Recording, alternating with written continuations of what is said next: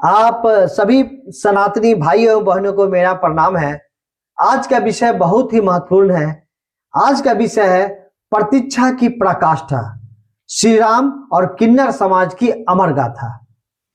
क्या आप जानते हैं कि रामायण का वह कौन सा समाज है जिसने भगवान राम के वनवास से लौटते समय उन्हें निरुत्तर कर दिया था?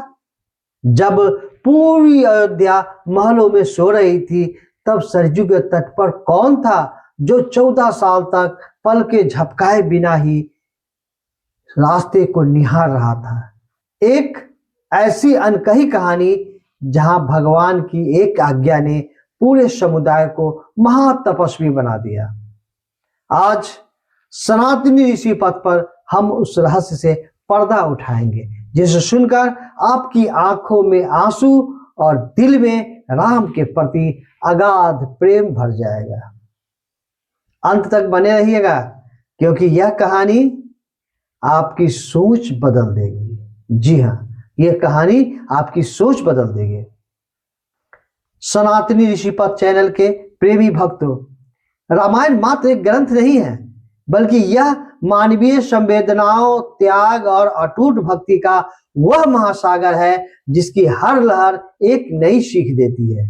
आज हम रामायण के उस प्रसंग की चर्चा करेंगे जो इतिहास की परतों में कहीं खो गया है, कहीं दबा है, लेकिन आज भी हमारे समाज की मान्यताओं का आधार है। यह कथा है प्रभु श्री राम के वनवास जाने और 14 वर्ष बाद लौटने के बीच की उस महासमाधि की जिसे किन्नर समाज ने जिया था।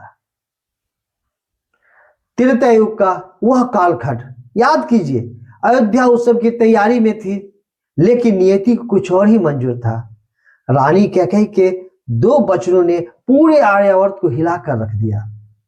मर्यादा पुरुषोत्तम श्री राम जो कल राजा बनने वाले थे, आज नियति देखिए, आज वलकर वस्त्र धारण कर नंगे पांव वन की ओर चल दिए।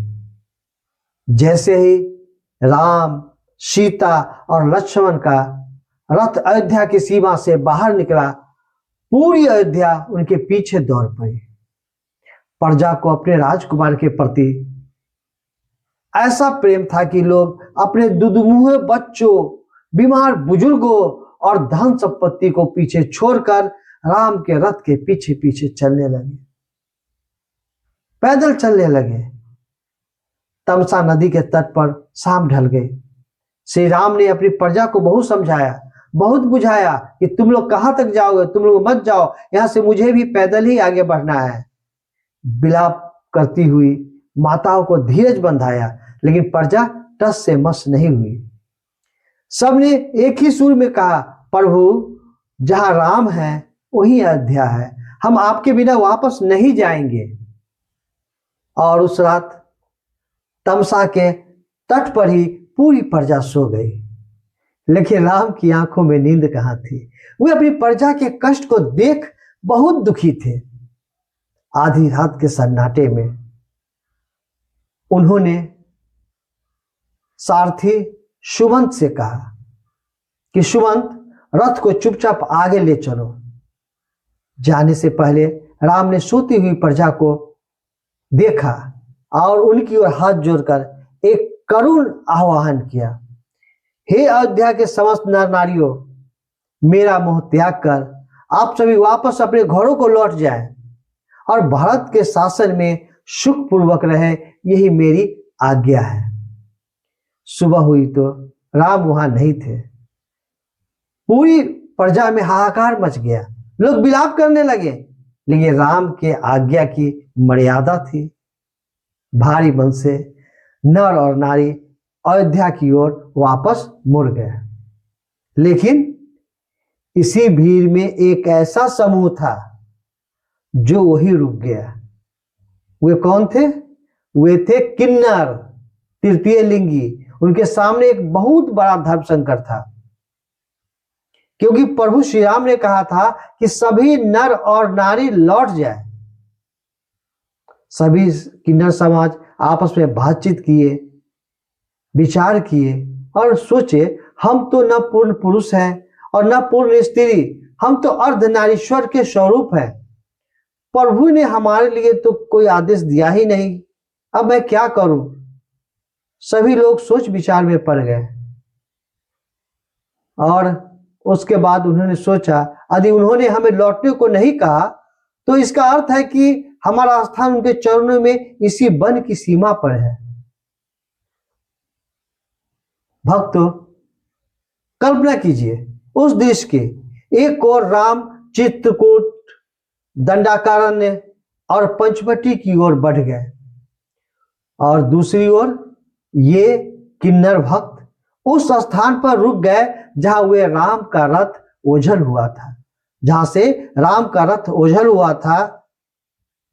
दिन बीते, हफ्ते महीनों में बदले, महीने वर्षों में बदले। इन 14 वर्षों में उन्होंने क्या नहीं सहा, किन्नर समाज ने क्या नहीं सहा। जब सावन आता और मूसलाधार बारिश होती तो वे पेड़ों के नीचे खड़े होकर राम राम जपते रहते। जब करकराती ठंड में हड्डियां कंपकपाती तो वे अपनी भक्ति की अग्नि से खुद को गर्म रखते। उनके शरीर जर्जर हो गए, कपड़े फट गए, जटाएं बढ़ गई, लेकिन उनकी दृष्टि केवल उस धूल भरी पगडंडी पर टिकी थी जहां से उनके प्राण प्रिय राम वापस आने वाले थे। उन्होंने अन्न का त्याग कर दिया। कहां से लाते उस तट पे अन्न? केवल कंदमूल और सरजू के जल को पीकर वो सभी जीवित थे। वे समाज के उपेक्षित वर्ग थे, लेकिन साधना किसी महान ऋषि से कम नहीं था। हमारा सनातन ऋषि पथ यही तो है, जहां लिंग, जाति और वर्ण गौण हो जाते हैं और केवल प्रेम ही सर्वोपरि रह जाता है। 14 वर्ष का समय देखते देखते पूरा हुआ। रावण का वध हुआ, अधर्म पर धर्म की विजय हुई। विभीषण ने पुष्पक विमान को सजाया और प्रभु श्री राम, माता सीता और लक्ष्मण जी के साथ अयोध्या की ओर उड़े। जैसे ही विमान अयोध्या की सीमा के करीब पहुंचा, प्रभु राम ने नीचे एक अजीब दृश्य देखा। क्या देखा? वहां कुछ लोग हाथ उठाए, धूल से सने हुए वो हाथ पागलों की तरह नाच रहे थे, चिल्ला रहे थे, राम आ गए, राम आ गए, राम आ गए, हमारे राम आ गए। प्रभु ने हनुमान जी से पूछा, हनुमान, ये कौन है? ये तो अयोध्या के निवासी नहीं लगते, फिर भी इनकी आंखों में मेरे प्रति दर्द क्यों है, मेरे प्रति इतना प्रेम क्यों है? जब विमान नीचे उतरा तो वह समूह प्रभु के चरणों में गिर पड़ा। उनके रुदन से पूरी पृथ्वी कांप उठी। प्रभु राम ने उन्हें उठाकर गले से लगाया और पूछा, आप कौन हैं?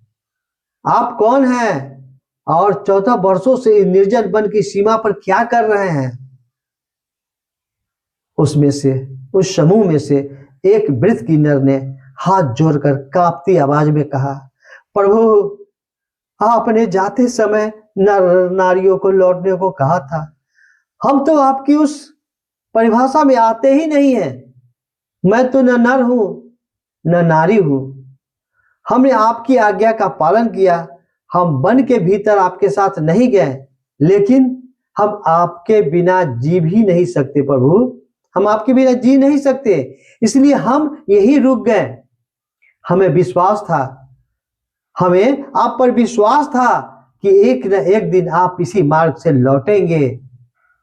यह सुनकर मर्यादा पुरुषोत्तम की आंखों में आंसू भर आया और टप टप आंखों से आंसू चूने लगा। उन्होंने सोचा कि जिन ऋषि मुनियों के लिए मैंने अवतार लिया, उन्होंने भी शायद इतनी कठिन परीक्षा नहीं दी होगी जितनी इन सरल हृदय भक्तों ने दी है मेरे लिए। धन्य है ये भक्त, बहुत धन्य है मेरे लिए। प्रभु ने उन्हें अपने हृदय से लगा लिया। राम ने कहा, हे महानुभावों, आपकी निष्ठा ने आज मुझे पराजित कर दिया है। आपने मेरे शब्दों के पीछे छिपे भाव को पहचाना। आज से इस संसार में आपका मान और सम्मान सबसे ऊपर होगा। प्रभु श्री राम ने उन्हें वरदान दिया। क्या वरदान दिया? ध्यान से सुनिएगा। आने वाले कलयुग में आपकी वाणी में मेरा वास होगा। आप जिसे भी सच्चे मन से आशीर्वाद देंगे उसे संसार की कोई शक्ति टाल नहीं पाएगी। किसी भी घर में उत्सव हो, विवाह हो या बालक का जन्म, जब तक आप वहां पहुंचकर अपनी मंगलवाणी से आशीर्वाद नहीं देंगे वह कार्य पूर्ण नहीं माना जाएगा। पूरा संसार आपको मंगलामुखी के नाम से जानेगा। सनातनी श्रीपद के प्रिय मित्रों, आज जो हम देखते हैं कि हर शुभ कार्य में किन्नर समाज का आशीर्वाद लिया जाता है, उसके मूल में त्रेता युग की यही करुण कथा छिपी हुई है।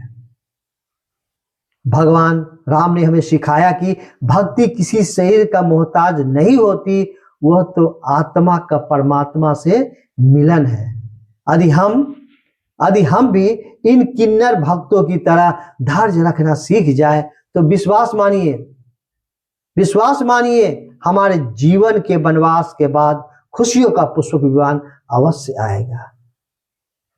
प्रिय दर्शकों, सनातनी श्रीपद का उद्देश्य केवल कहानियां सुनाना नहीं है, बल्कि उन मूल्यों को फिर से जीवित करना है जो हमारे समाज को जोड़ते हैं।